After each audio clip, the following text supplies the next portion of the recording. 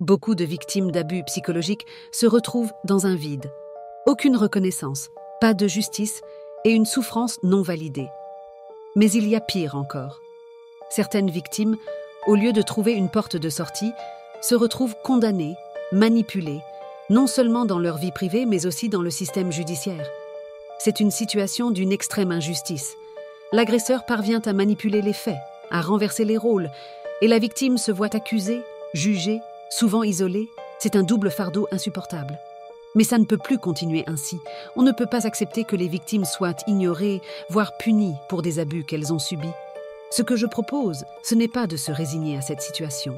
Ce que je propose, c'est qu'on commence à reconnaître les abus psychologiques de manière officielle, que ceux qui détruisent des vies soient vraiment identifiés et qu'on ne laisse plus ces manipulateurs s'en sortir impunément, que justice soit enfin rendue. Une voix pour les victimes. Mon livre qui est en cours d'écriture, c'est mon témoignage, mais c'est bien plus que ça. C'est une manière de reconnaître ce que nous avons traversé, de comprendre ce qui se passe derrière l'emprise psychologique et surtout de proposer des solutions pour avancer. Je n'écris pas juste pour partager mon histoire, mais pour aider chaque victime à sortir du silence et à se reconstruire.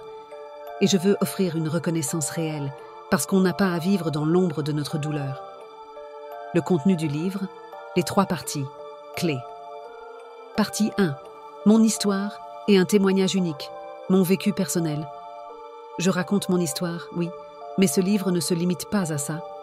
Il ne s'agit pas de juste décrire une souffrance, mais d'expliquer comment cette souffrance a pu être amplifiée par les manipulations, les mensonges et l'emprise psychologique. Ce livre va aussi au-delà des histoires habituelles. Mon histoire est différente, non seulement parce que chaque victime vit son expérience de manière unique, mais aussi parce qu'il est ancré dans une analyse profonde de la manipulation et de ses mécanismes. Chaque victime doit comprendre que son histoire n'est pas isolée, mais fait partie d'un processus plus large. Partie 2. L'analyse des mécanismes de manipulation.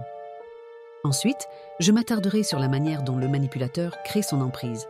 Ce n'est pas juste un récit linéaire, mais une analyse des cycles de manipulation. Je vais vous montrer comment le contrôle, la confusion et les mensonges s'enchaînent pour enfermer la victime dans un piège sans fin. Reconstruction et guérison. Mais ce n'est pas tout. Je vais aussi parler de la manière dont on peut commencer à guérir, comment identifier les signes de manipulation dès le début et éviter de tomber à nouveau dans cette spirale toxique. Partie 3. Le projet pour un avenir meilleur. La dernière partie de mon livre s'attaquera à un projet pour un avenir meilleur. Il ne s'agit pas juste de comprendre les abus du passé, mais de proposer une vision pour le futur. Comment démolir ce qui a été déconstruit pour se reconstruire et, surtout, comment briser les chaînes de l'emprise pour avancer dans la vie de manière plus saine et plus épanouie.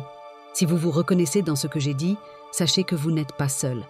Il est temps de briser le silence et de faire entendre nos voix.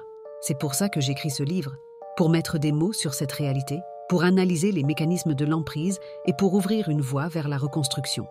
Ce livre et ce projet, ce n'est pas juste pour moi, c'est pour toutes les victimes, pour que l'on puisse avancer ensemble, pour qu'on cesse de minimiser la souffrance des victimes et qu'on construise un environnement où les abus psychologiques sont reconnus et combattus. Abonnez-vous à ma chaîne, partagez cette vidéo avec ceux qui en ont besoin et rejoignez le mouvement pour faire changer les choses. En attendant, prenez soin de vous. À bientôt.